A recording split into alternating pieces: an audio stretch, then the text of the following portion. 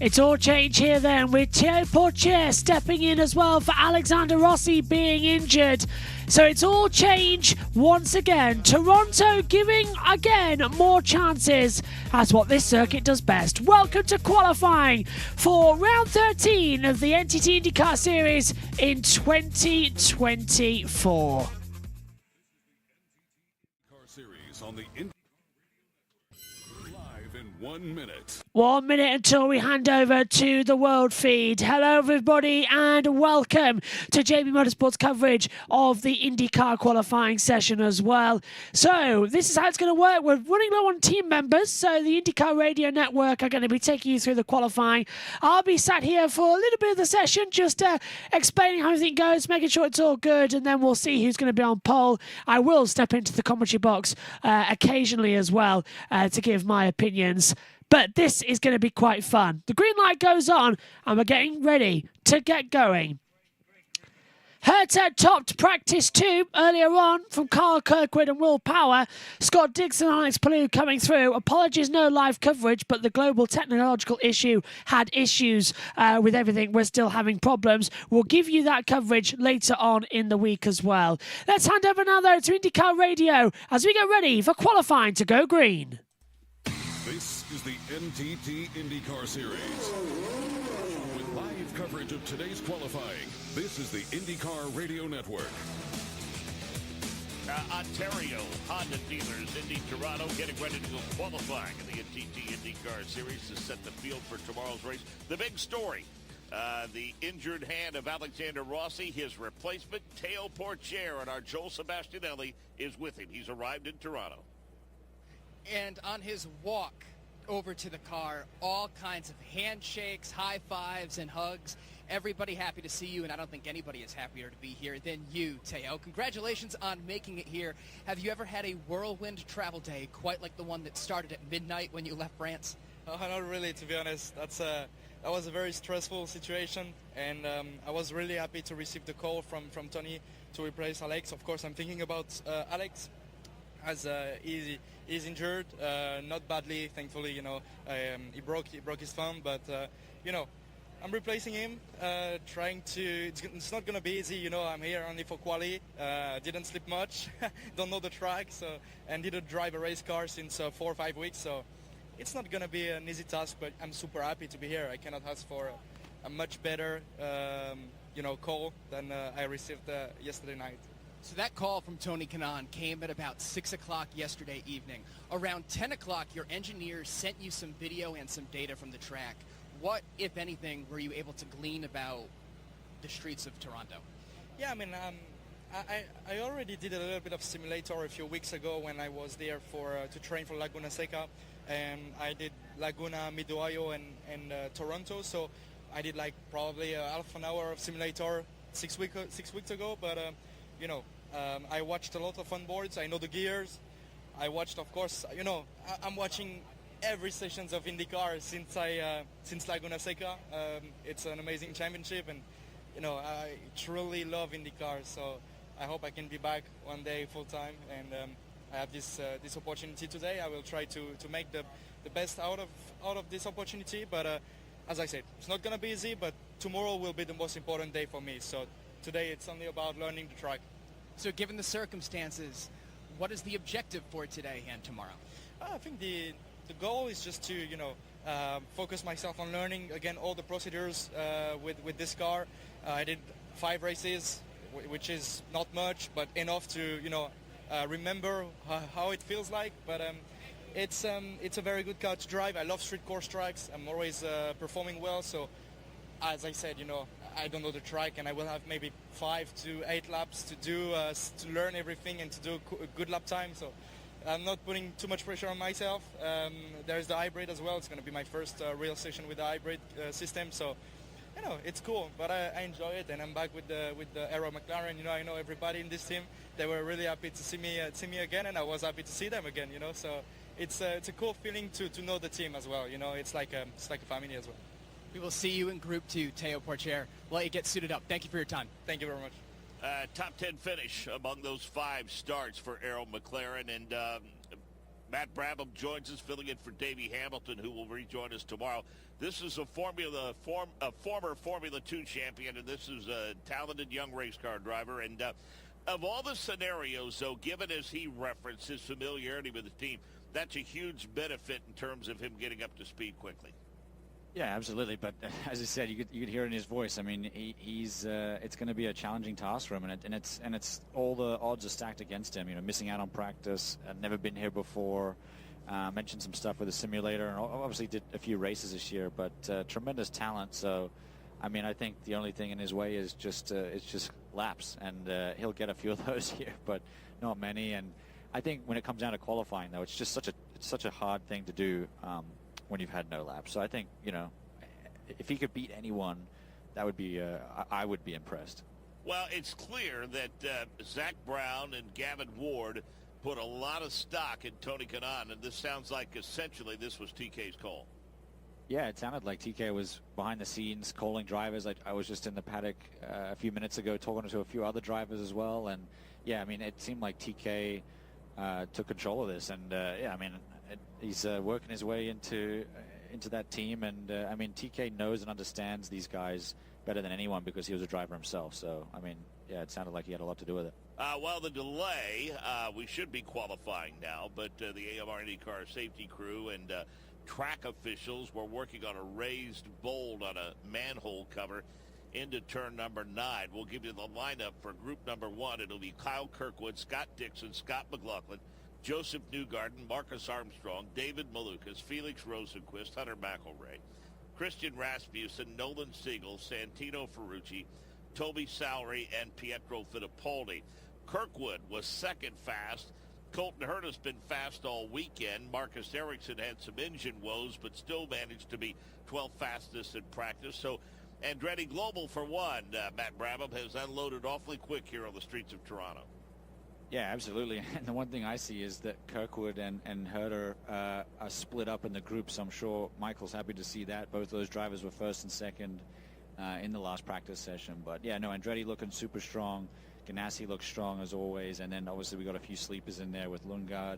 He showed some pace, and then a few others there mixed in as well. Felix is also always a factor. I mean, he has that similar setup. He does the debriefs with the Andretti team, so, you know, his form could return as well. And then also we've got Palou as well. None of this track is easy, but it does seem that at least early on, 1, 2, and all the way around to 3 along Lakeshore Boulevard, pretty easy to navigate. Ontario Drive up to 5 seem to be handling that well. They navigate the curbing to driver's left when they make the left-hander as we get the green flag now to get this first session underway. But once they clear turn 6 and get onto Manitoba Drive, Matt, it does seem that 7 and the entrance to 8, where Rossi and Lundqvist had their issues, they're all the way back around to 11 seem to be the trouble spot so far this weekend. Yeah, and I think it's going to be troublesome if there is trouble in qualifying. That's the hot spot right there, because, as I said, I've been saying that the timing line is right on the exit of the corner, and you do gain time if you just blow that corner on the exit, and we've seen that in the past. So the drivers are going to be doing that, but it's one of those things that we're probably going to see towards the end of the session, because you just never know when you're going to get blocked on a lap. So not until that last lap, I don't think we'll see the drivers blowing the corner. Also joining us this weekend, you USAC fans, going to be a familiar name and face for you. We welcome Drake York to Toronto. Hello, Drake.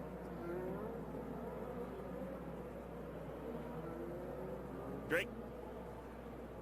Thank you so much, Mark. And yes, Marcus Armstrong probably had the biggest moment of practice out of anybody. Of course, we saw a lot of action, a lot of cars going into the runoff areas, but Marcus Armstrong actually tagged the wall with the left rear of that on the run, number 11 for Chip Ganassi Racing, and actually bent the left rear toe link. And I talked to some of the crew members. They said, kind of no big deal, but Mark, that really is the only big accident. We had a report from practice 2 this morning. That car is all repaired and ready to go, and he is out on the speedway right now. Jake Query will join us to call the action tomorrow for the race, calling the action and qualifying with us and helping us with the race tomorrow. Normally see him in the pits, but we've elevated him to a turn announcer over the course of the weekend.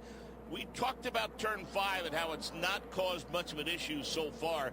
It's off of that right-hander, then swinging back to the right, uphill, the tight confines between 3 and 4. If they're patient through there, they'll have a short, fast little straightaway and a left-hander to set up for, as we already have a car into the tires. We were getting ready to introduce Alex Wolff, but Hunter McElroy, who's had pretty much a trouble-free weekend so far, Matt Brabham, he's already found the tire wall. Yeah, and it looks like he was going for the strategy of running the alternate tires straight away. So, you know, he was on a pushing lap, it looks like, or just about to start his pushing lap. That's in that corner we were just talking about, that notorious turn 8 in the tires right before the timing line there. So, I mean, I think he was probably just about to start his push lap there, and he's found the tire wall just as Rossi did, and just as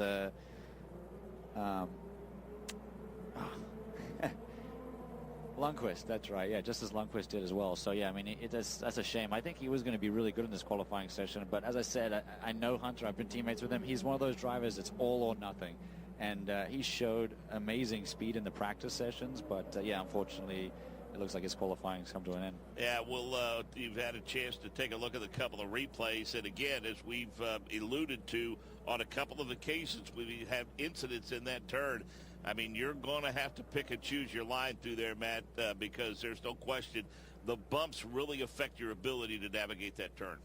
Yeah, it's the bumps, it's the change of the track surface, it's a concrete corner, it's super slippery, and yeah, it looks like he was just wide, because he's quite wide into the tire barriers there, and we saw him having issues there already. Lots of other drivers, Hunter went off in the runoff a couple of times in practice there, I saw, but yeah, I mean, obviously he's pushing. We've got a replay here of Rossi going to the wall. It's all the same. It's basically all the same incident. They just get a little bit wide, and you can actually see the dust coming off the tires, coming out from underneath the car. You can see the marbles. I mean, it's just super slippery out there. And once you get out there, you only have one option, and that's to go down the escape road. But I think these drivers are trying to obviously make the corner to start that lap. I think Hunter was trying to start his lap there, so that's why he ended up trying to go for the corner and just not make it. Well, the good news is, Matt, now that they've extricated that car from the tire barrier, he really had scrubbed off a lot of speed, and they get the thing restarted, get him back underway. He's going to be able to drive it back to the pit lane. Now, you know, he'll be assessed a hold, but you've got 8 minutes, 54 seconds left in the session, and as long as, you know, you don't see a toe link or an A-arm or something like that, Ben, there's an outside shot this kid may get to go out and put a lap or two in.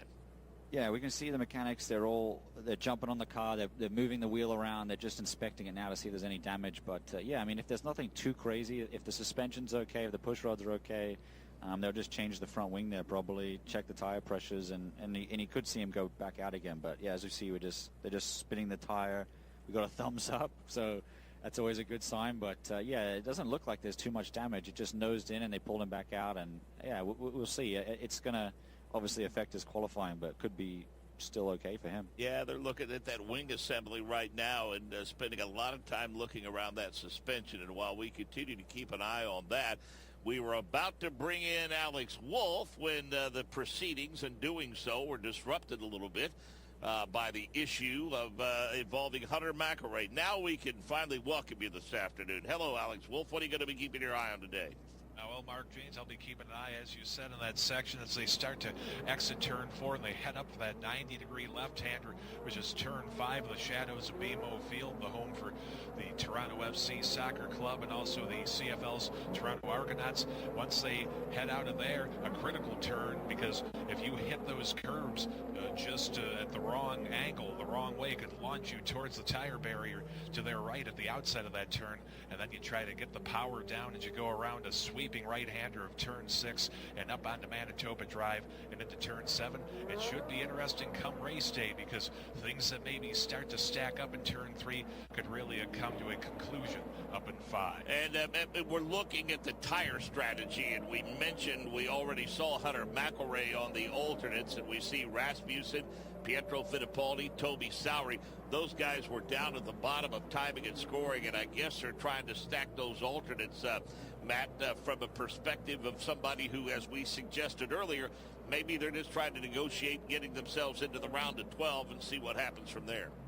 Yeah, absolutely. That's the strategy for the guys at the back is to hopefully make a surprise entrance into the top 6 there. And whereas the guys at the front that have the experience, know they have the speed, they're going to save those tires for later on in qualifying to go for the pole once they make it through the first couple of groups. But yeah, we got Toby Sari, Christian, and Pietro all on the alternate tires, and that's just they're going to do 2 of those sets. And for those guys, especially rookies, it gives them 2 chances to get used to the tire. Where you have the veterans, they've been running this tire all year, they're used to alternate tires. But yeah, for a lot of these guys, Hunter, Toby, I mean, they've barely ever had a run on this alternate tire, so it's good. It's a good strategy for those guys. Sure. To that end, we see at the 7-minute mark of this session, Marcus Armstrong, Christian Rasmussen, Pietro Fittipaldi, Santino Ferrucci, Toby Sowry, and Kyle Kirkwood are the fastest 6 for now.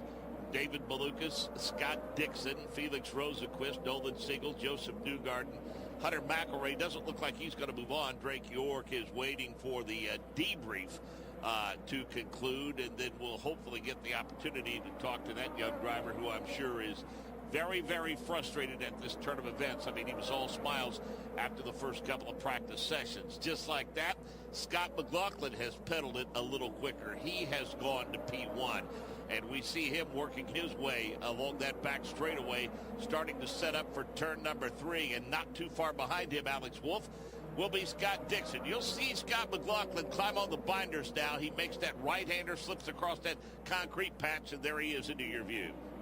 And McLaughlin comes up towards that turn 5 area. Front row starter last year, the number 3, and right behind is Scott Dixon. 2 years ago tied Mario Andretti on the all-time win list here, and he's got the PNC Bank Honda through its paces through turn number 6, and he screams up towards turn number 7 on Manitoba Drive. Scott Dixon is currently P2, so it's McLaughlin, Dixon, Rosenquist, David Malukas, Joseph Newgarden, and Nolan Siegel are the fast 6. Kyle Kirkwood, Pietro Fittipaldi, Marcus Armstrong, Toby Sowry, Christian Rasmussen, Santino Ferrucci, and Hunter McElroy. Those are the drivers that are attempting to get in. Christian Rasmussen back in front of Alex Wolff.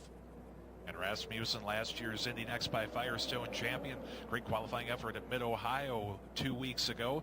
He's going through the paces, as you said. He's a little bit on the outside looking in right now, but looking smooth right now as he moves through turn 6. And things have not wavered at all from the practice sessions. Matt Brabham for Andretti Global. We see Kyle Kirkwood go to the top in timing and scoring. Yeah, absolutely. Yeah, for P1 for Kyle, Scott 2nd, Joseph 3rd. It's the same kind of characters at the front there that we're used to seeing. But yeah, we're just starting to get the first alternate laps in here. So Toby Sowry just dipped into the top 6 there. But yeah, as I said, all these veterans are doing times on the primary tire that are a lot faster than the alternate right now. So that could be interesting to watch as we get later in qualifying. It doesn't seem like the rookies out there are getting what they should out of that alternate tire, which, you know, I think that's going to adjust what some of the teams do later on in this qualifying session when we get to the later groups. And if we're in that 60-second range to a minute 1, which appears to be where we settled in that practice session among the fast guys, if we're looking up at the clock and we see the 4-minute mark, Matt, I would assume that very, very soon pit road is going to be a busy place because all of these drivers that wanted those alternate tires are going to come to the pit lane and get them. Yeah, we see the screens lighting up. It's all alternates going on now for that last 4 minutes of the session. But yeah, Christian just went P2. I mean, he got a good lap there on the alternates. But Kyle Kirkwood, I mean, what a time on the primary.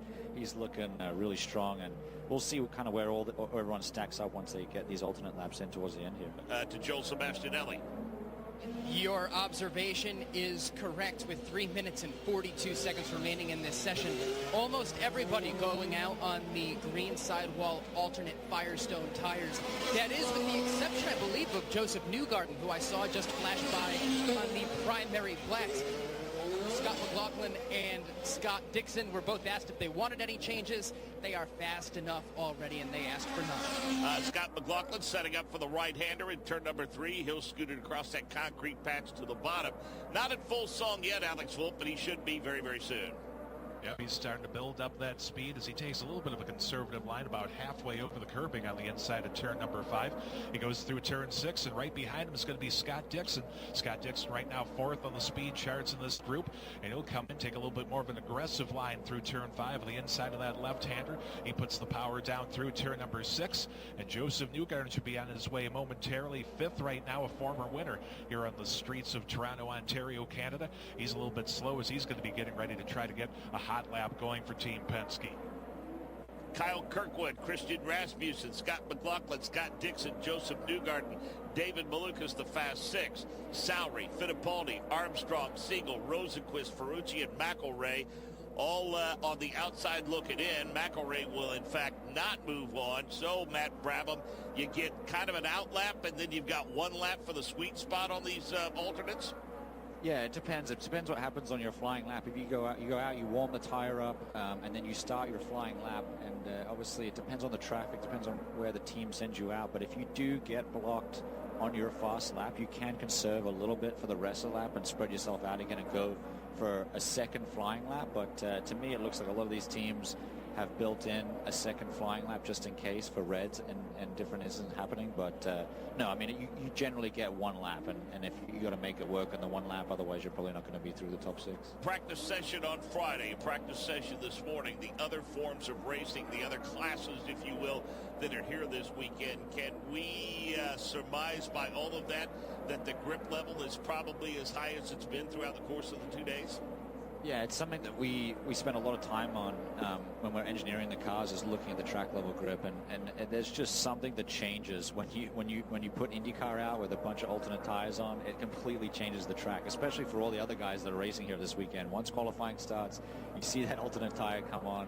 It's happy hour for everyone else that's there at the racetrack, and especially for these guys. And that's why you see these guys wait so long to put the tire on, is because even right now, every lap that is being laid down and every little bit of alternate tire rubber that's being put on the track is making the track faster and faster. And it's been proven with all the engineers that the fastest laps always happen at the end because of that. And you can reaffirm, Joel Sebastianelli, that everyone is in fact now on that alternate tire. That is correct, and Joseph Newgarden going straight to the top. He is on alternate tires right now with 35 seconds to go. 35 seconds, and a few people have leapfrogged over him. Kyle Kirkwood, Scott McLaughlin, Felix Rosenquist, David Malukas, Marcus Armstrong, Joseph Newgarden, the 6th fastest. Dixon, Rasmussen, Ferrucci, Siegel, Salry, Pietro Fittipaldi still trying to get in. Dixon is the one we're assuming is going to pedal the hardest, and among those has the opportunity to get himself into the Fast Six, although we say that. And how about Matthew Brabham, the lap that Christian Rasmussen just laid down for Ed Carpenter Racing? He goes to P3. Oh, what a lap! I mean, yeah, he's another guy that I always say he's all or nothing. But no, that was a great time. A 1 minute 0.4. That's right in line with Scott McLaughlin and Felix Rosenquist there. Kyle Kirkwood is set a really fast lap time. He's a little bit faster than everyone else, but for Christian to be P3 right now, I mean, what a result for him. I think he's pretty much guaranteed himself in the top 6 there, and he's flying, and that's a great result for him. And Alex Wolf give the roll call. Looks like that Stingray Robb is among those working their way past you. They're seeing Toby Salry come through turn 5 right now. It'll be Marcus Armstrong, Santino Ferrucci coming into turn number 5 right now, and still out onto the track right now trying to improve that time. But Kirkwood quickest right now as we look up towards the direction of turn 4, and it looks like everybody for the most part is gone and crossing the line, Mark, and we'll see who ends up in the top 6 in this group. David Malukas was the last one to clear the timing and scoring loop, and that's going to do it for this qualifying session. And Matt Brabham, your thoughts and impressions of the Fast 6. Kirkwood, McLaughlin, Rasmussen, Rosenquist, Malukas, and Newgarden, and a heavy hitter like Scott Dixon on the outside looking in. Pretty impressive. Oh, yeah, absolutely. That was a good qualifying session. I mean, I think the standout there is Christian. I mean, I'm sure he wasn't expecting that, but no, he did the double strategy. He ran both alternates, so, I mean, he might struggle in the next round of qualifying here, but to get in is a massive result to him. And then everyone else is the usual suspects. We knew Kyle was going to be fast. Scott is always fast. Felix is a contender. David, Malukas, I mean, we haven't been talking about him, but he's also in one of those fast Andretti Alliance cars. You know, the Andretti Alliance with Meyer Shank. So, you know, that's a great car. But, yeah, obviously Armstrong and Dixon, both out. That's not a good sign for Ganassi right now. That's a rare sign for Ganassi, in fact. So Kirkwood, McLaughlin, Newgarden, Malukas, Rosenquist, and Rasmussen move on. Armstrong, Dixon, Ferrucci, Siegel, Sowry, Pietro Fittipaldi, and Hunter McElroy do not, as qualifying continues for Sunday's Ontario Honda Dealers Indy 200. This is IndyCar Radio. Find us on TuneIn Premium. Know someone with a drinking or drug problem? Learn how to get sober after we share these stories. I was 35 with 2 beautiful children when my life and addiction started to spiral out of control. After my divorce, I went into a depression cycle and started drinking more often and using prescription drugs. After my second DWI and arrest, my ex-husband threatened to take our children away from me. I was 17 when I became addicted to heroin and meth. I thought I could quit on my own, but I couldn't. It hit me when I was arrested. Get sober now. Your private insurance may cover costs and we'll get you here. It's simple. Just call Elite Rehab Placement right now. Please, don't wait. Your life matters to us. 800-958-2155. 800-958-2155. 800-958-2155. That's 800-958-2155. The difference between a Hinchman fire suit and others, the difference is safety. All Hinchman fire suits are made with materials that are permanently fire resistant. That's why Nomex remains the standard. The difference is experience and innovation. Hinchman started the racing suit industry over 80 years ago. The difference is quality, value, and customer service. Your suit is an investment in your safety, and Hinchman is committed to giving you the safest and best racing suit along with friendly personal service. Hinchman, why settle for anything less? Nothing beats seeing a child smile. For over 3 decades, Racing for Kids has been bringing IndyCar drivers to the bedsides of sick children and putting smiles on the faces of thousands of hospitalized youngsters. Doctors and caregivers say these visits from an IndyCar driver are an important part of each child's recovery, brightening their days and giving them hope in the midst of long and often painful therapies. Join the Racing for Kids team. Support these smile-making hospital visits by going to racingforkids.org. I'm driver Alex Palou. Now back to live coverage of NTT IndyCar Series qualifying on IndyCar Radio. And we're going to see how Alex Palou does in this particular group. He is in Group 2. Colton Herta been the fastest all weekend. Herta, Power, Palou, Rinus VeeKay, Christian Lundgaard, Pato Award, Marcus Ericsson, Graham Rahal, Augustin Canapino, Roman Grosjean, Linus Lundqvist, Stingray Robb, Kiffin Simpson, and Teo Porcher are in group number 2, trying to join Kyle Kirkwood, Scott McLaughlin, Joseph Newgarden, David Malukas, Felix Rosenquist, and Christian Rasmussen. An impressive session for the good folks at Meyer Shank Racing, Matt Brabham, because both of their drivers will move on to the round of 12. Yeah, absolutely. That's a great result for him, and so far, you know, all the cars with the Andretti Alliance there with Meyer Shank, I mean, they're all in, and they're looking really, really racy here. So we've got Colton Herta out there, Marcus Ericsson. We'll see how both of these guys do, but yeah, I mean, I think it's going to be quite good in this session for them, and but yeah, great result for Meyer Shank. I mean, Felix is. Hopefully, we see that form return. You never know.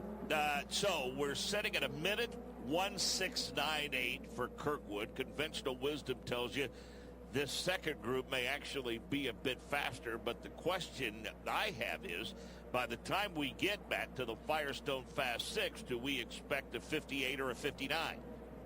I think so. I mean, we're only a tenth off. Kirkwood was 1/10 off breaking the sub 1 minute there. So, I mean, I think it's definitely possible. The track's going to get faster. Those guys still have a brand new set of alternate tires ready to go. So, for the next round. And, yeah, I mean, I think it's definitely possible. And I mean, we should see that unless the track is just getting way too hot. Well, and I don't want to spend a lot of time talking about, you know, multiple grooves. We had that discussion enough last weekend and certainly the debrief from it at Iowa Speedway. But the one thing that I think you can reaffirm from your time spent in the cockpit of a race car here, for whatever the reason, and I guess it's because it is a city street and it's rough and it's bumpy, and that really heightens the dag. Once we get into race day on Sunday, one of the things that you will have to be very, very careful of is getting much out of the racing groove, because this track really dirties up with marbles. Yeah, absolutely. The more and more you wear those tires down as well, the more marbles you get on the racetrack. And you can visually see it. If you're here in the stands looking, you can see down and just see marbles everywhere. And it just becomes a bit of a problem, especially when you got people on different strategies at the end of the race. They're trying to make passes and then they get off groove and into the marbles. And I mean, we don't have any marbles out there right now. We just have the slippery dust of the concrete streets of Toronto, and there's already big problems for anyone that dares go offline. Yeah, it's been interesting because we have seen incidents where people, you know, maybe gotten into the tire barrier at turn number 8, and a fair amount of dirt and dust is flying up off of the surface already this weekend. To Joel Sebastianelli. Thank you, Mark. With Nolan Siegel 10th in that session, what's your takeaway from qualifying? Difficult session for us, I think. It's tough. We've been working to get into a more comfortable window all weekend, and you know, the car actually felt quite good there. We just didn't have the pace, so we'll look into it. Not exactly sure where we're losing everything yet. So a little bit of a confusing session, to be honest. When you're missing a driver like Alexander, and there's just kind of that chaos of bringing somebody else in, how does the rest of the team have to come together to account for that? It's tough. Alex is a huge resource for the, you know, for me as a new driver for the team, and we miss him a lot. So wishing Alex all the best, but ultimately, you know, our group is still moving forward as normal, and we're doing our best to put the 6 car as far up the grid as we can. So that doesn't change. And we wish you the best tomorrow. Thank you, Nolan. Thank you. Yeah, that's good stuff from Nolan Siegel talking about the debrief, and they're still scratching their heads a little bit. How about an eye on Rinus VeeKay, who sits up for turn number 5, Alex? Rinus VeeKay smoothly through turn number 5, goes wide out to the right, now to the left as he heads around turn number 6, heads up Manitoba Drive, and much improved from going after that run through the runoff areas. Behind him comes Christian Lundgaard, winner from the pole last year, shaved in victory lane after picking up his first career NTT IndyCar Series win. He'll be heading to Arrow McLaren next year, but he's still with Rahal Letterman Lanigan Racing and heading up out of turn number 6 towards turn 7. It's VeeKay, Grosjean, Robb, Rahal, Pato O'Ward, Colton Herta, the fast 6 for now. Ericsson has jumped up into the top 4, and Matt, he knows his teammates are fast. Yeah, I mean, he knows he has a fast car. I'm not sure what his plan was exactly going to this qualifying session, but yeah, not many laps in practice, unfortunately for him, but he's got plenty of data to go over. He's an experienced driver. He's really good on the street courses, and yeah, I mean, we'll see how he goes, but yeah, so far, so good for him. That lap by Rinus VeeKay was fast enough to get him P1, but only momentarily, as Colton Herta, surprise, surprise, has now gone to P1. So it's Herta, Rahal, VeeKay, Grosjean, Stingray, Robb, and O'Ward. The aforementioned Marcus Ericsson makes the right-hander into turn number 3, and just behind him, the Verizon machine of Will Power.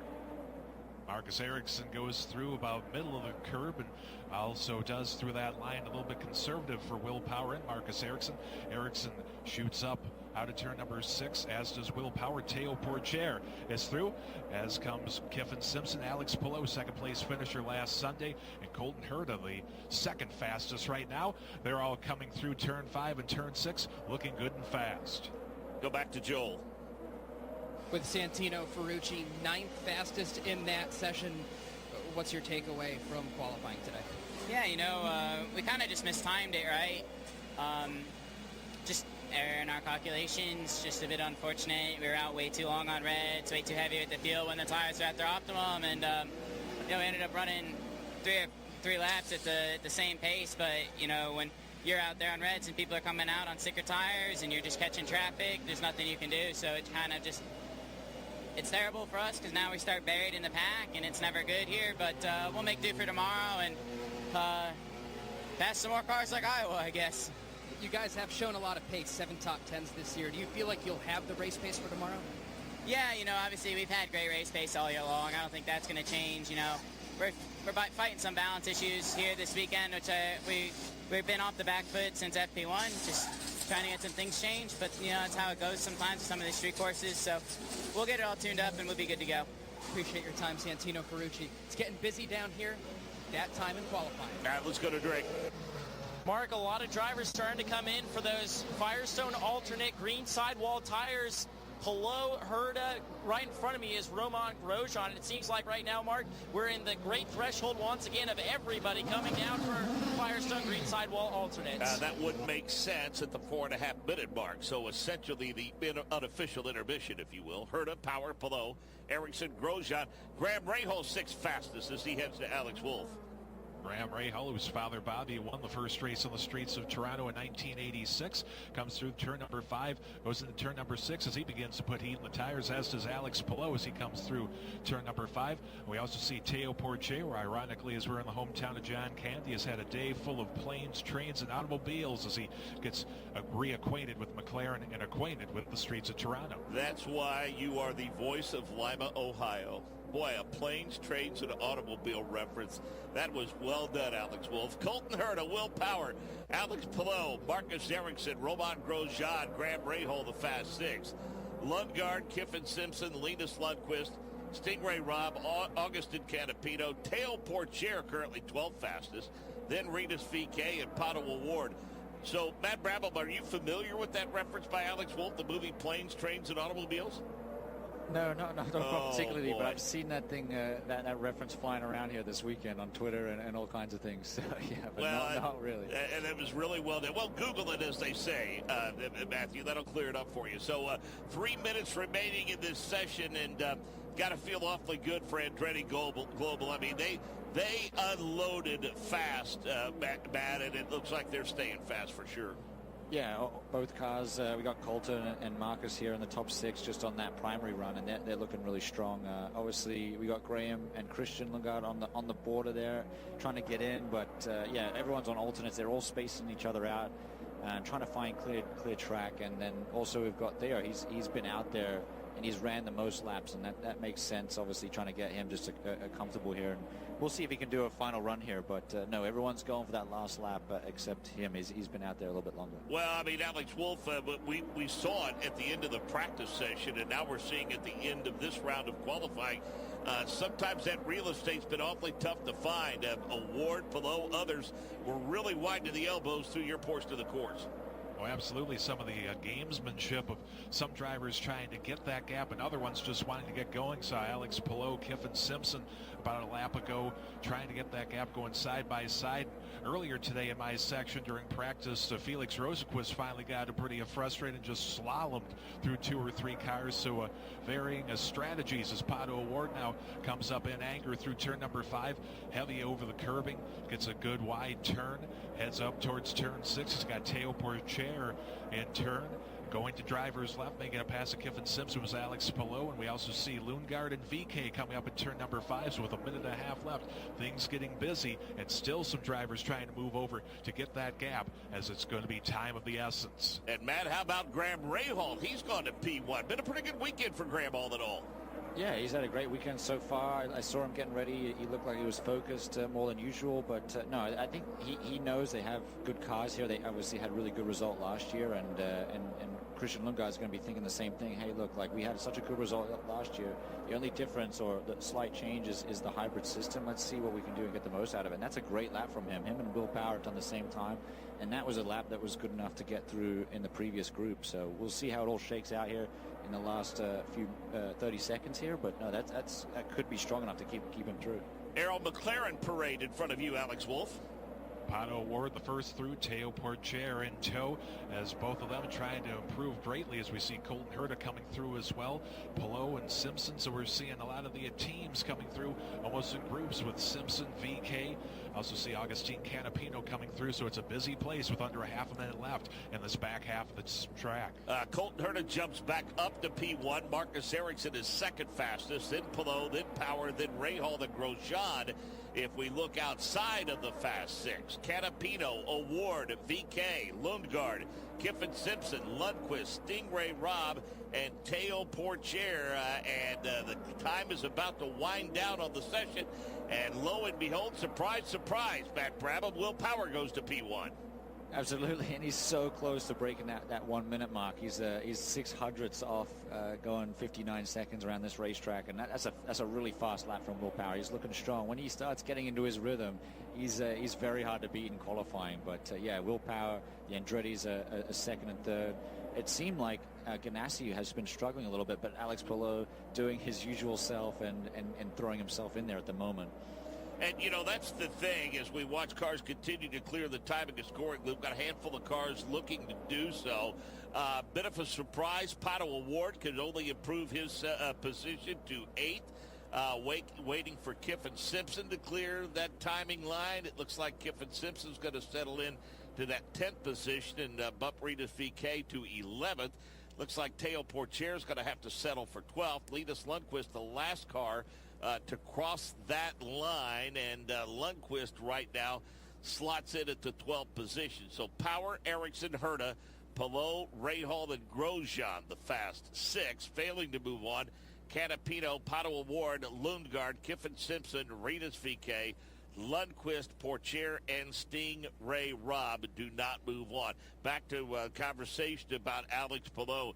It's his level of consistency. I mean, I know the points lead is only about 30-some-odd points, and Matt, your fortunes can change almost instantly if you have a bad race like Palou did. But I think one of the things that makes him a championship contender is the fact that he can suffer a DNF like he did on Saturday night and then bounce back and finish second on Sunday. That makes him a tough out when you're trying to chase him down in the championship. Yeah, I think you said it. It's the consistency that's won him these championships. I mean, you can tell just looking at the Ganassi cars. You look at the other drivers out there, they were struggling. And even though they were struggling, he still manages to drive that car in through the next round, which is quite impressive to me. I mean, I think when the car is not quite handling the way you want it to, or it's just not quite as fast as some of the other teams, he somehow manages to still find that last little bit and put himself through in those situations. And you know, it happens at other racetracks. He has problems, he has instances, he has different things happen with strategy, but at the end of the day, he's always there. He's always looming, which is obviously quite annoying for some of the other drivers, but that's what wins championships. I mean, you can win as many races as you like, but you have to be there every race. Rock solid runs.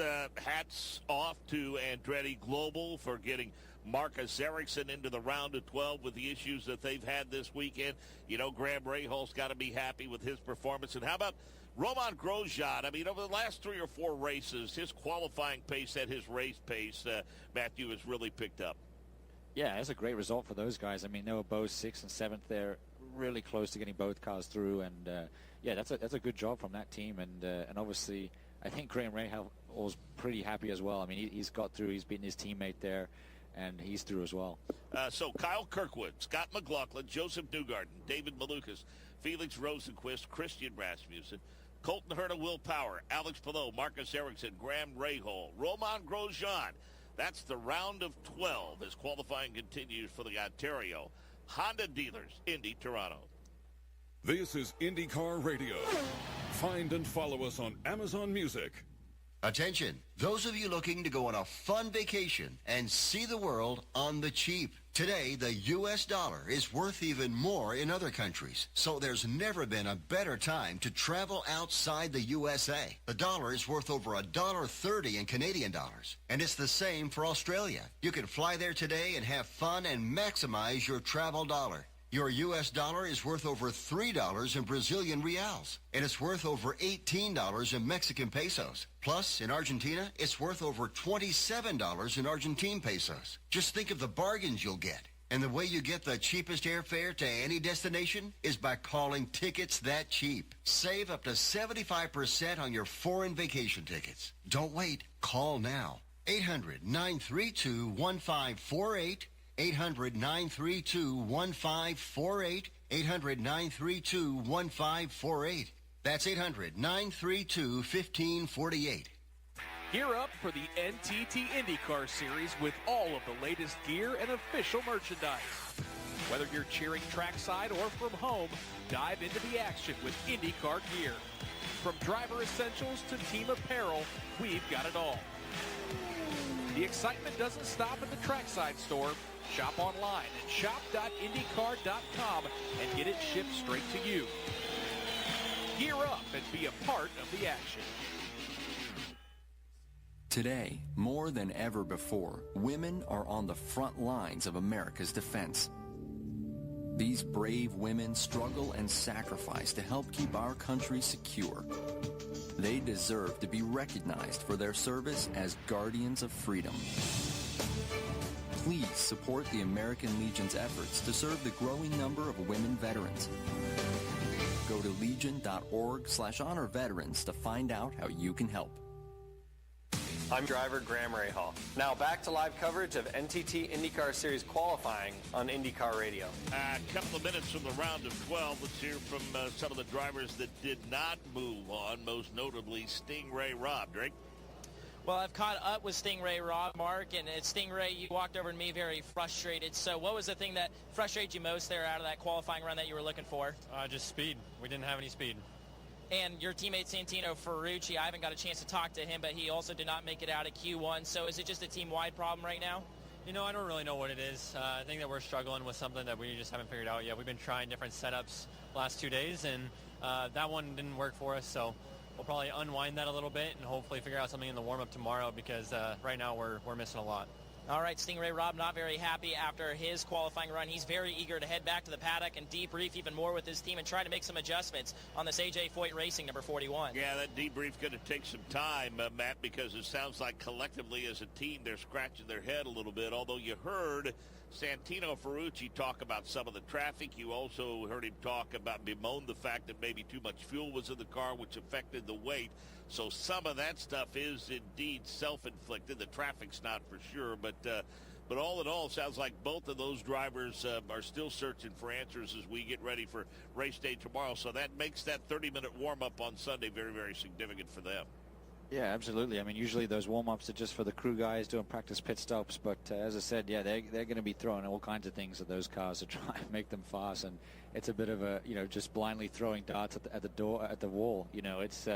It's going to be a long debrief. I'm glad I'm not in it, but yeah, I mean they don't sound great. And obviously Ferrucci was talking about just doing too many laps and having too much fuel. It just sounded like they were a bit too conservative with giving him time. It seems like the guys that are quickest are doing it in one lap. And if we look at Stingray's fastest lap, it was on his third lap out of 8 laps. So it might not be as bad as they think it is. It might just be being a little bit too conservative with thinking there's going to be reds in qualifying. Joel Sebastianelli, you're the interested spectator in the pit box of Pato O'Ward. He's currently listed as 8th.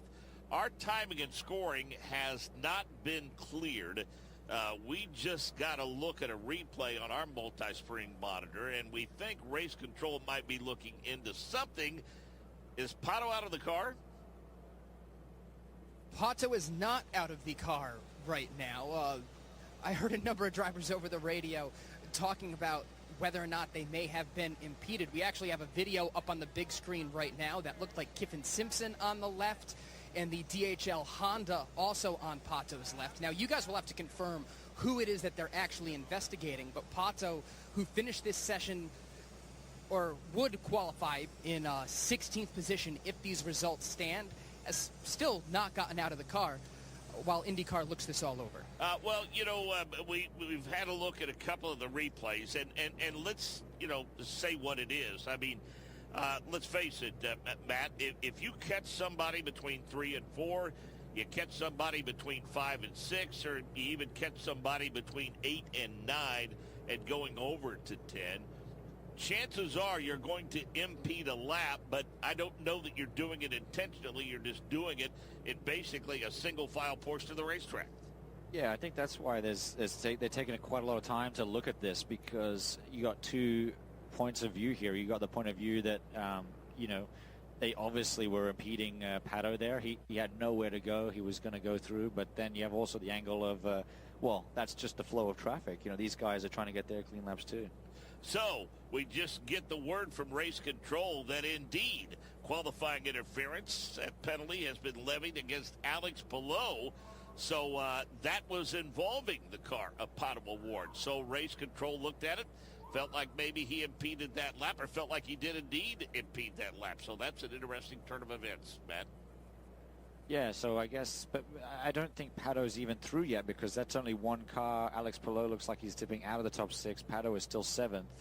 Maybe there was a hope there from Aaron McLaren that both cars that were involved in that situation were going to get penalized, because there was 2 cars there impeding, but ultimately they've put the decision to kick Alex Palou out of the top 6 there. He loses fastest lap. He's now 9th in that group.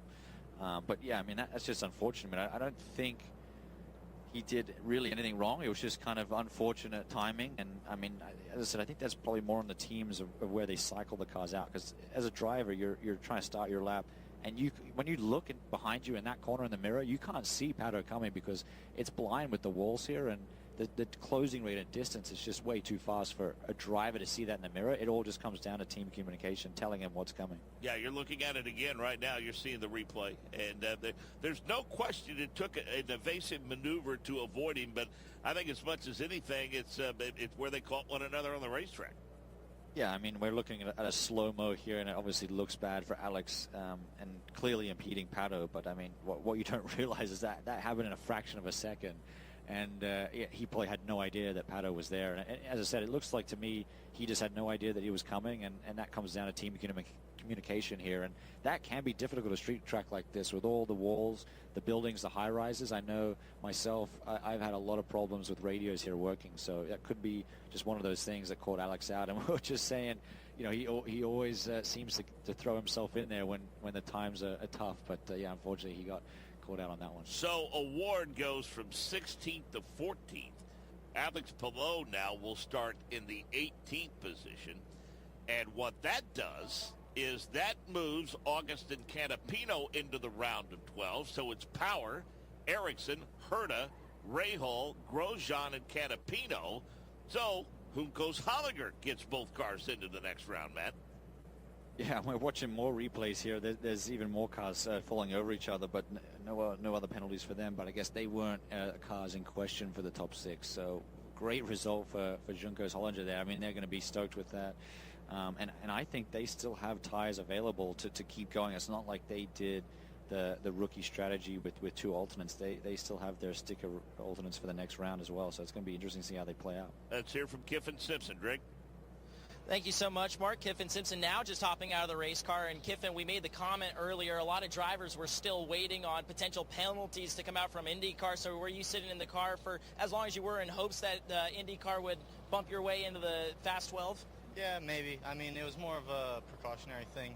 Just anytime there are penalties pending, we like to just stay in the car and make sure that we don't miss out on a Fast 12 just because we were too impatient. So, yeah, just kind of sitting and hoping, but yeah, I think we stayed P10. I think so. Okay, decently happy with that. I think coming to a new track, it's always difficult to learn it quickly. So just still trying to get up to speed, and hopefully we can move our way forward tomorrow. You've had to do lots of learning this year. There's no doubt about it as you're in your rookie NTT IndyCar Series season. But the streets of Toronto are about as unforgiving as it gets, especially with a lot of the bumps that we see in this racetrack. So is this one of the harder racetracks you've kind of had to learn all season? And on top of that, how hard is it to lay down a good lap on such a tricky racetrack you're at your first time at? Yeah, it's definitely very tough. I think this is probably the toughest track to learn that I've had so far in the last year that I can remember. So it's one of the more difficult tracks to figure out your first time here, and to not have much track time on it either with only 2 practice sessions and straight into qualifying. It's pretty tough. So I think we did a good job about it, and think we'll continue to improve. Kiffin Simpson slowly but surely improving here on the streets of Toronto. He was 10th in Group B. Mark? Yeah, we've talked about it throughout the course of the season, and but certainly I think Kiffin has at times impressed a lot of people, Matt, in terms of his race pace. I mean, I think he's raced everybody clean throughout the course of the season. I think he's used the experience that he has at his disposal with teammates like Scott Dixon and Alex Palou, and all the wealth of knowledge that a Barry Wanzer and a Mike Hall and a Chip Ganassi bring to that team. And oh, by the way, you know, Dario Franchitti is hanging around a bit, and even Sebastian Bourdais. So, you know, I know, and you know, when you move up to the NTT IndyCar Series, regardless of how you came up, whether you came through Formula 2 or whether you came through, you know, the natural progression through Indy Next, you can, I think, affirm that when you first climb in the cockpit of that car, especially under race conditions, you're drinking out of the proverbial fire hose. Yeah, absolutely, and he's got all the tools available to him that anyone could ever ask for. I mean, there's some seriously good guys on that team, and that's why that team is always so consistently successful. But yeah, I mean, I think the surprising thing to me in that whole situation that he's consistently beating Linus Lundqvist. I mean, Linus was the champion. If you looked at those two drivers in Indy NXT alone, you would say, well, Linus is obviously the clear standout above Kiffin, but for Kiffin to come in and do what he's done, I mean, I think it's very impressive, and I think it's just all those other factors, as you said. There's so much going on with pit stops, strategy, fuel, the tires changing. He's trying to learn the tracks, and yeah, he's seems like he's using those resources available to him to his advantage over guys like Linus. I mean, obviously Linus has had those few standout results on pole, Road America, and obviously on the podium at Barber, but consistency has certainly been on Kiffin's side. Round of 12, green flag is out. Kirkwood, McLaughlin, Rasmussen, Rosenqvist, Malukas, and Newgarden. Power, Ericsson, Herta, Rahal, Grosjean, and Augustin Canapino, a late arrival to the party because of the impeding penalty charged to Alex Palou. I guess my question would be, Matt, and I'm sure you've talked to other drivers too to get their perspective. There probably isn't one thing that jumps out at you as the major difference once you make the jump to the NTT IndyCar Series. So what are 2 or 3 things maybe that a driver notices as the most noticeable changes from, say, Indy next to IndyCar? It's all, as I said, driving the car is easy. And if you listen to even Hunter talk this weekend, he says the Indy NXT car is harder to drive than an Indy car. And that's 100% true. The Indy car has so many nice things about it. The throttle, you can adjust the throttle position. You can adjust the way the power comes in. The dampers are so much better. The steering is smoother. Surprisingly, you would never think that the steering is smoother in IndyCar watching the onboard videos, but Indy NXT is definitely harder. So it's all the other external factors. I mean, you get no time almost to debrief because you're doing interviews and autographs, and the fans obviously are a factor.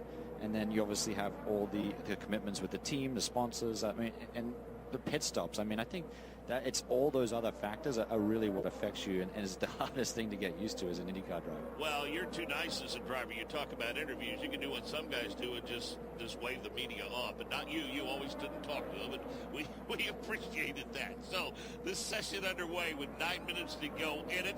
It's Kirkwood, McLaughlin, Rasmussen, Felix Rosenqvist, David Malukas, Joseph Newgarden. And again, we flirted with the 59s. Is this the session we see them, or will it be in the Fast Six?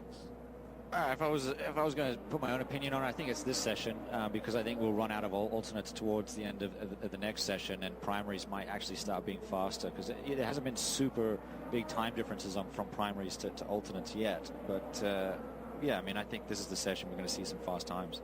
Trying to get the full field to clear that timing and scoring loop for the first time. A handful of drivers have done it, and if we go up to turn number 5, check in with Alex Wolff. You know, we had that penalty in that second round, but Alex Wolff, quite frankly, with just 12 cars out in this session, really no reason for anybody to impede anyone else, and everyone ought to get a good, clean lap in.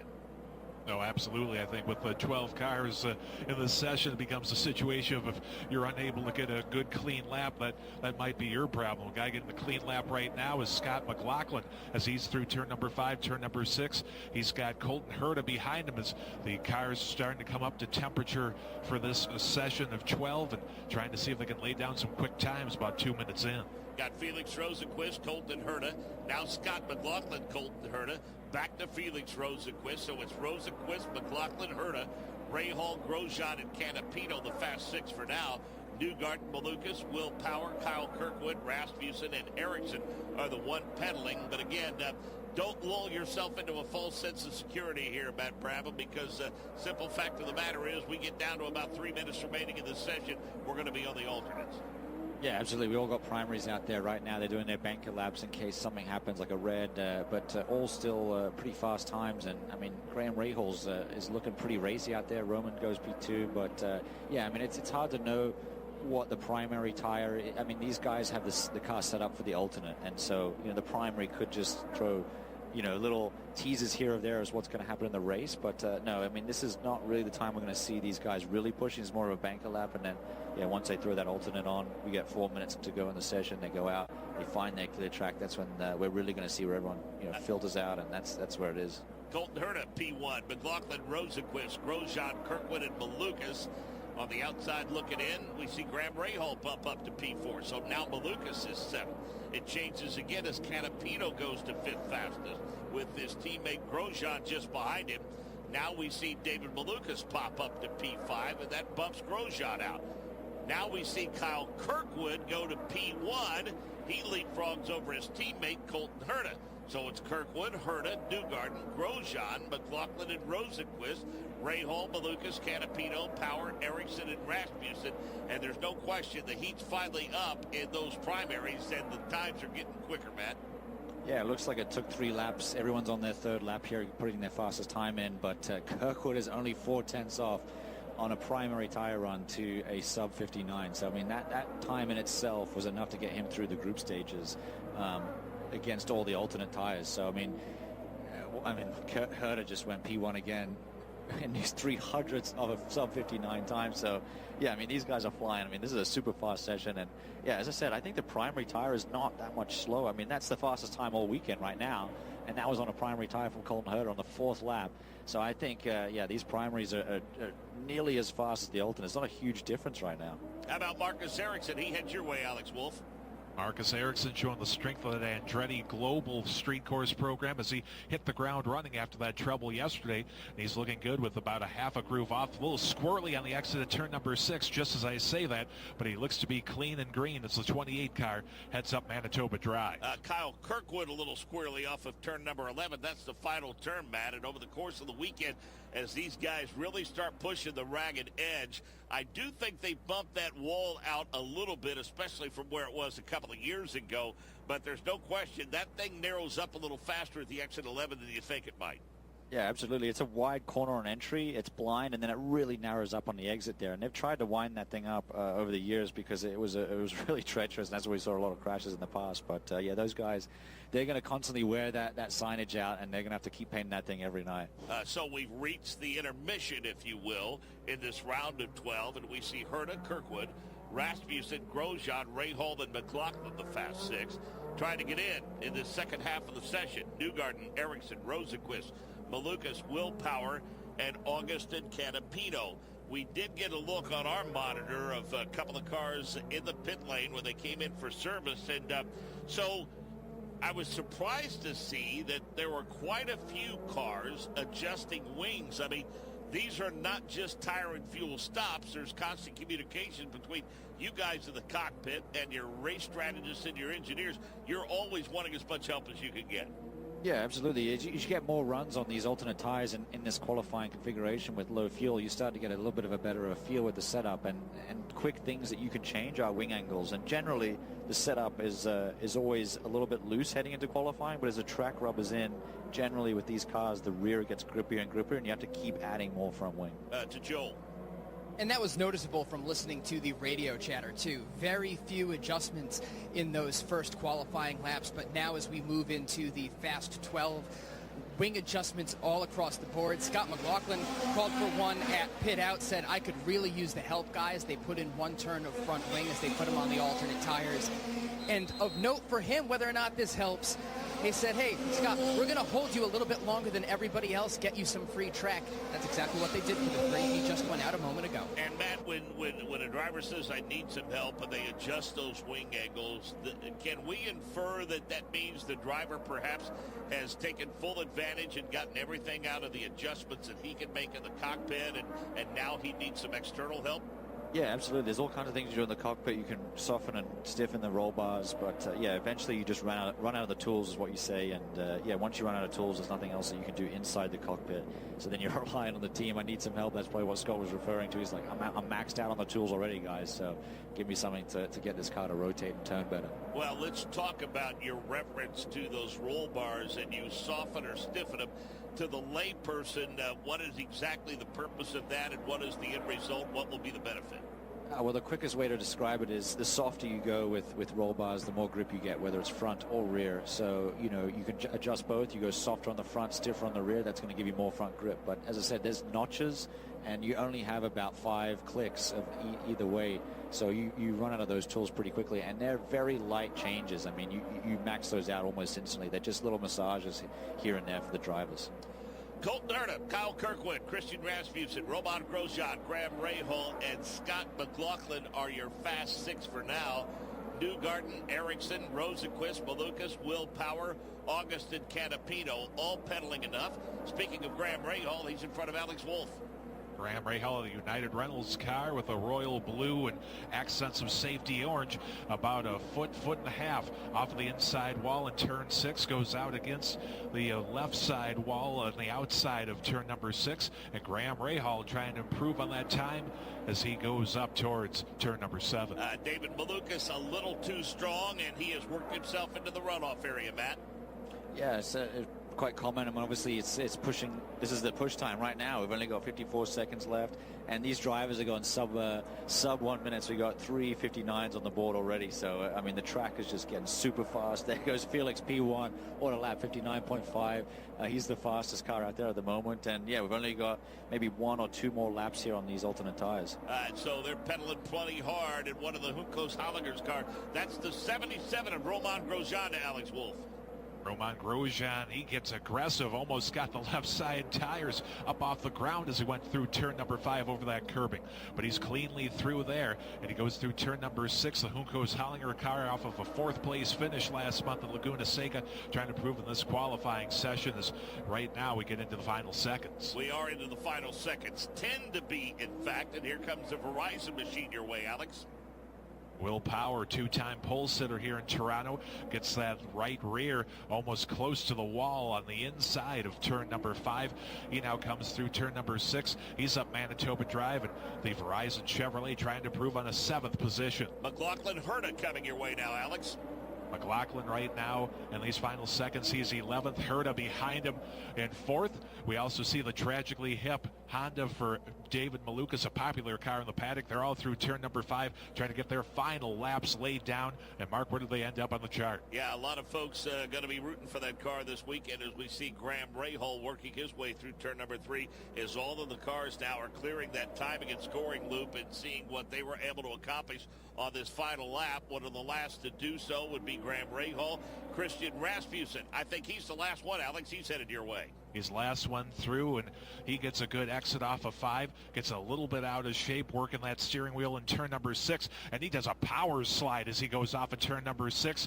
He's trying to get the power down for every last little bit as the session comes to an end. And he clears that session along with Graham Rahal. He clears the checkered flag, and he will do no better than 12th fastest. But here are your fast 6. How about it? Felix Rosenqvist, P1. Kyle Kirkwood, Roman Grosjean, Colton Herta, Scott McLaughlin, and David Malukas. Those are your fast 6. Joseph Newgarden, Graham Rahal, 7th and 8th. Power 9th, Canapino 10th. Ericsson 11th, and Christian Rasmussen 12th as qualifying continues for Sunday's Ontario Honda Dealers Indy Toronto. This is INDYCAR Radio. Find and follow us on Spotify. Have you ever met a single person in your life that enjoys paying taxes? No, no one does. If you can't sleep at night because you have a huge problem with the IRS, I've got some free advice for you. This service is strictly limited to individuals that owe the IRS $10,000 or more in back taxes. And if you qualify, we can guarantee that you won't be writing a big fat check to the IRS, or our services cost you nothing. The first 100 people that call today will get a free tax consultation worth $500. Stop worrying about your IRS problem. We can help you, we promise. Call the tax doctor right now. I mean right now, to learn more. 800-393-0537. 800-393-0537. 800-393-0537. That's 800-393-0537. I'm Ben Affleck, and I want to thank you for joining me and supporting Paralyzed Veterans of America. I joined the Navy to serve my country. While parachuting with my platoon, my parachute didn't open, and I broke my neck. Thanks to PVA, paralyzed veterans are getting specialized medical care and treatments, the jobs they want, and the accessible vehicles and homes they need. I just don't think my family would be as happy as they are without the support that I received from Paralyzed Veterans of America. Learn more at PVA.org. I'm driver Scott McLaughlin. Now back to live coverage of NTT IndyCar Series qualifying on INDYCAR Radio. All in all, the Herculean effort by Andretti Global to get Marcus Ericsson, get his car repaired after the issues on Friday, Drake, and get him into the round of 12. Absolutely, Mark. And Marcus, no one wants to end up 11th in the Fast 12, but nonetheless, I have to imagine this is a big win for you and Andretti Global, just because simply you guys got next to no laps on Friday. It's not, for sure not. The cars were fast enough to be right up front, so 11th is super disappointing. So what do you need to be a little bit better on tomorrow? We just have to look at race strategy. It's a long race, so we regroup for tomorrow, but yeah, this was very disappointing. All right, Marcus Ericsson.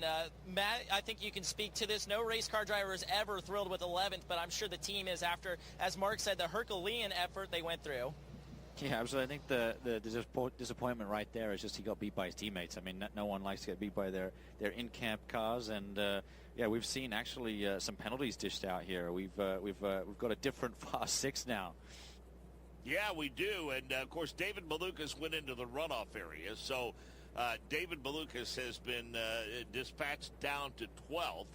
And so as a result of a couple of other issues, now outside in 7th, Will Power, 8th, Augustin Canapino, 9th, Marcus Ericsson, 10th, Christian Rasmussen, 11th, Scott McLaughlin, and then David Malukas. And so your Fast 6 officially, Felix Rosenqvist, Kyle Kirkwood, Grosjean, Herta, Newgarden, and right now what we see up on the board is Graham Rahal was 6th. Now he's 7th, and Newgarden back to 6th, and David Malukas is being shown as 5th. So, Matt, I'm not really sure what timing and scoring is showing us, but we might have to wait a few minutes until the green flag flies to know who officially is in the round of 6. Yeah, I don't know. It looks like our board's just changing all over the place on us right here. They put Scott McLaughlin and David Malukas back in, took them back out for a moment. Yeah, I'm not sure what's happening behind the scenes. There could be like another delay here, I guess, where they figure it all out. But they're just trying to, I guess, go through the tape and the footage and see who got impeded and who didn't. I do remember listening to Scott on his radio saying that they were going to wait a lap to send him out, which, you know, could always be not the greatest thing with impeding people. So yeah, I don't know what's happening there, but yeah, at the moment Scott McLaughlin, Dave Malukas back in, and Graham Rahal and Joseph Newgarden are already out of their cars getting undressed. Well, Malukas did go into the runoff area, but he did not bring out a caution and is able to come back out onto the racetrack, and he kept the car running. And when he came back out, he didn't impede anybody's lap. So, you know, while I was scratching my head a little bit, Matt, as to why he tumbled to 12th, but now they've slotted him back in at 6th. Yeah, absolutely. And I think we just saw a replay, too, of Scott McLaughlin on a perfectly clear lap with no one around him. So I don't know if they're getting some of the car colors mixed up here. But, yeah, we saw some replays on TV there, and it looked like there was nothing really that would take those guys out, or nothing wrong that I saw. Well, we haven't seen it change in quite some time now. So the Firestone Fast 6, which will be a 6-minute session, we're working under the assumption that it will indeed be Felix Rosenqvist, Kyle Kirkwood, Roman Grosjean, Colton Herta, Scott McLaughlin, and David Malukas. And, you know, for Meyershank Racing, let's be honest, Matt, throughout the course of the season, especially for Felix Rosenqvist, the quality has not been the issue. It's been putting together solid results, especially of late. Yeah, absolutely. I mean, their qualifying performance early in the year was just unbeatable. I mean, Felix and his engineer there with the Meyershank group was just, they're on fire. And I think that form has just all of a sudden returned. So, yeah, I mean, obviously the race is what's important. But I think when you're that fast in qualifying, you're that dominant, along with your teammates. I mean, obviously you've got David Malukas in there as well, but collectively with that alliance with Andretti, I mean, they have 4 of the top 6 cars in this group, which is quite an effort from those boys. Interesting to note the comments of Marcus Ericsson. Normally 11th place is not considered too bad of a starting position. As you mentioned, he was bested by both of his teammates, but he knows how tough it is to pass here. We'll talk about that more in just a minute after we head to Joel. Our understanding is Graham Rahal will start 7th tomorrow. Graham, you were animated with your hands when you got out of the car, but we heard an emphatic, great effort when you pulled in. Do you feel like you got everything out of it for today? Yeah, I mean, I felt like it was, a really good lap. You've got 4 Andretti cars in the top 6, and they're very strong right now. So trying to contend with those guys, it's very hard. So particularly on the street courses right now. So I'm pleased with what we did. I thought the 15 United Rentals guys did a wonderful job all weekend. I think we found good pace in the car. We've improved the car a lot. Yeah, we came up just a 10th short here to advance to the Fast 6, but we're in a good starting spot for tomorrow, and hopefully we can make it happen. We saw a lot of adjustments up and down pit lane in that session. How has the racetrack evolved? It's evolving. It's evolving quick, and we didn't get the rain this year like we got last, so it's applying rubber constantly. All these fans that are sitting here and it turns 10 and 11 can probably see it. The darkness of the asphalt is, and the concrete, man, the concrete are the places that are slipperiest around here. So it's getting better. It's going to be an interesting race tomorrow. There's going to be a lot that can happen, and hopefully we can have a good, smooth day and get ourselves to the front. Graham Rahal charged into the top 10 last year. He'll start there today. Thank you. Yeah, back to our conversations about Marcus Ericsson. I think what Marcus Ericsson is telling you is that track position is going to be at a premium at this racetrack. Yeah, absolutely. I mean, it's just so hard to pass here, and unless you're on a different strategy, it's where you see these strategies where they pit early just to get clean track for the first half of the race, and sometimes depending on how the pit windows fall, those guys all of a sudden cycle to the front. So yeah, for Marcus, I mean, he's obviously disappointed. It's hard here. Track position is king, but they're just about to go out for this final run here, and just looking at the tire myself visually, the front left of all these Firestone alternate tires, it looks worn. Like, it looks really worn out. But as I said, we had the fastest times of the weekend just in that last session. They're all going out on the alternates first, and that could be just to gauge how much they fall off and whether they decide to go for that final run on an alternate or a primary. And when Graham makes that reference to 4 Andretti cars, he is referencing the Meyer-Shank Racing Team and the Technical Alliance. And you and I talked about it during the practice session, and where they're benefiting the most from that Technical Alliance in a rough, bumpy course like this is with that damper, that shock and spring program. Yeah, absolutely. I mean, not only do they get the dampers, but they're also debriefing. I mean, it's quite an open relationship. It's a similar relationship that I work with JBMotorsports and Indy NXT. They have an alliance with the Andretti Indy NXT team, and it works well. I mean, you basically get more cars to do setup changes and get references from. So, you don't just run one setup. You can run a possibility of 6 different setups and pick the best one. Did you feel like with that Technical Alliance that you guys had access to absolutely everything, or did you feel like that there was a part of the book that wasn't being offered to you? I mean, I think, honestly, that the competitiveness of all the other teams has forced teams like theirs to work together, and so I don't think they hide anything. I think they're all helping each other out just with that same conviction to beat just the other top teams like Penske and Ganassi. So I don't think they're holding anything and trying to hurt each other at all. They're just trying to beat everyone else. The session underway. Romain Grosjean pulled it just shy of the tire barrier, got it restarted. Scott McLaughlin heads to Alex Wolff. 3-time pole sitter this season. Barber, the Indianapolis 500, one of the races in Iowa. A little bit out of shape. The snap to the right and the left for Scott McLaughlin as we head down to the pits and Joel Sebastianelli. Career best starting position for Agustin Canapino, starting 8th. How did the team get it done today?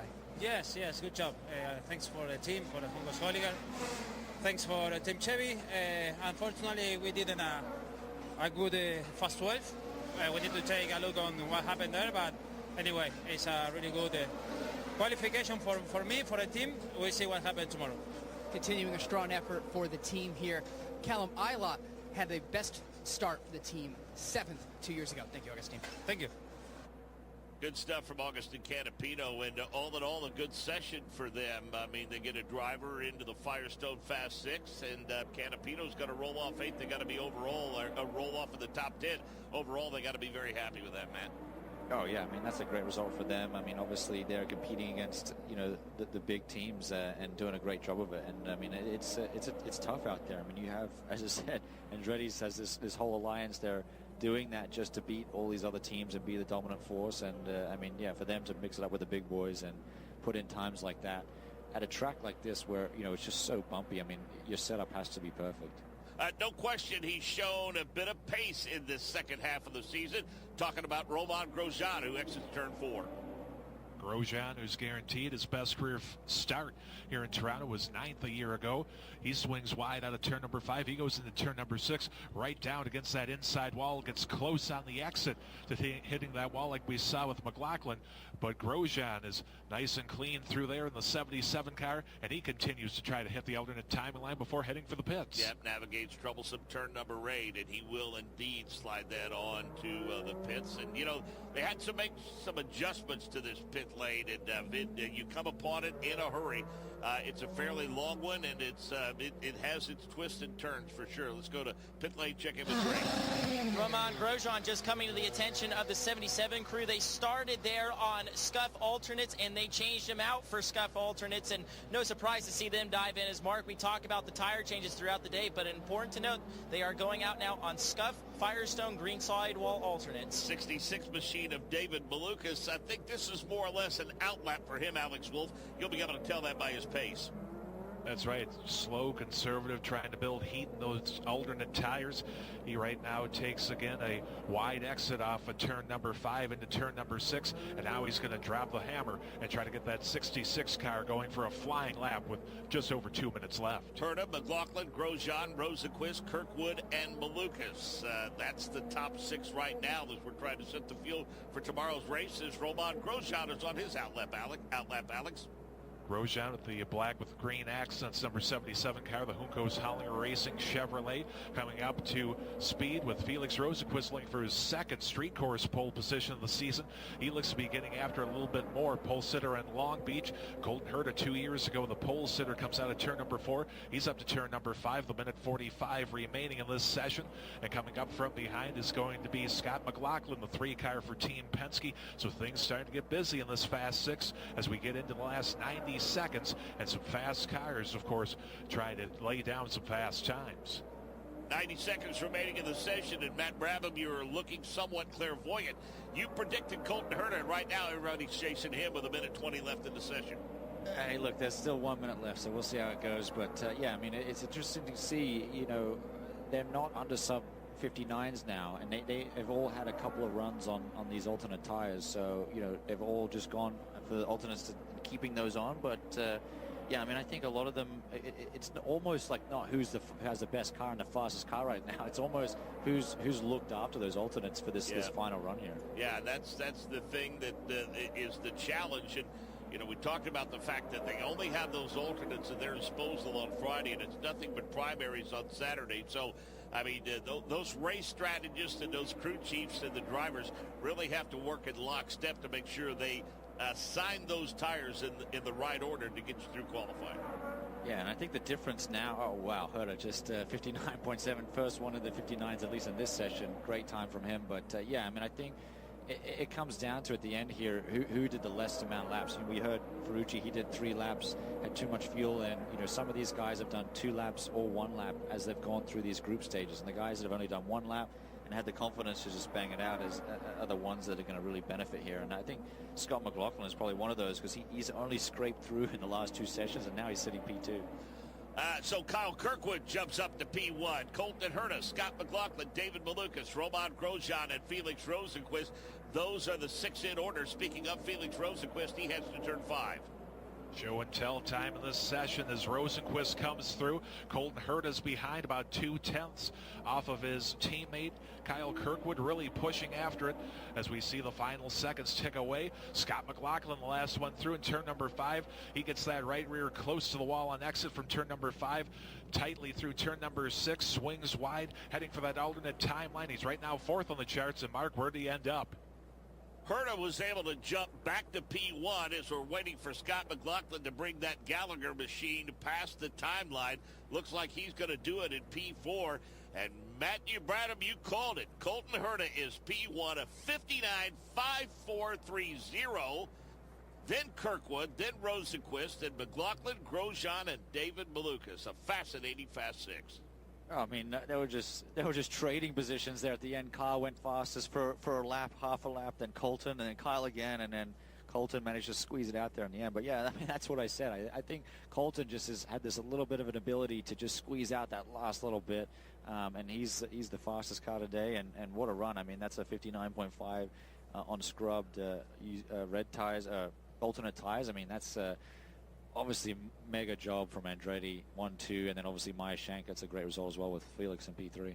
Look, I don't care if you're first or worst. I mean, all of these cars are fast. So, you know, let me go back to 17th, 18th, 19th, Ferrucci, Siegel, Simpson.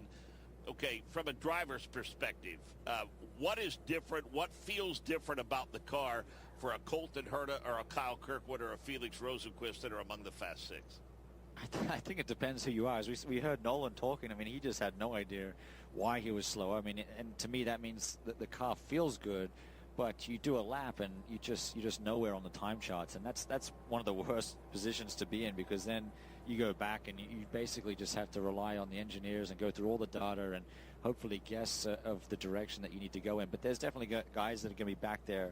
You know, Scott Dixon comes to mind. I mean, he's going to come out of that session and he's going to know, hey, look, when I have been on pole here, this is what the car felt like, and he has that reference to go back to the team and say, this is what we need to change, this is the improvements that I need, and he's someone that you can definitely see bounce back from a situation like that. But for the rookies, I mean, that's what being a rookie, that's one of the hardest things about being a rookie is you just don't know. You haven't been on pole, you don't know what a good car feels like, and yeah, you're just kind of searching for that speed, and yeah, I mean, it's going to be difficult for those guys at the back, but at the same token, we've seen some crazy strategies work here at this track when the weather's not so good. As we know, I mean, the benefit of starting up front is that you take yourself out of harm's way, especially at the start of a race. There are many benefits, though, and I would say from a strategic standpoint, it really puts you ahead of the game when you're starting up front as opposed to starting deeper in the field. Yeah, absolutely. I mean, obviously, you want to be on pole. You want to lead this race. The first couple of cars are going to be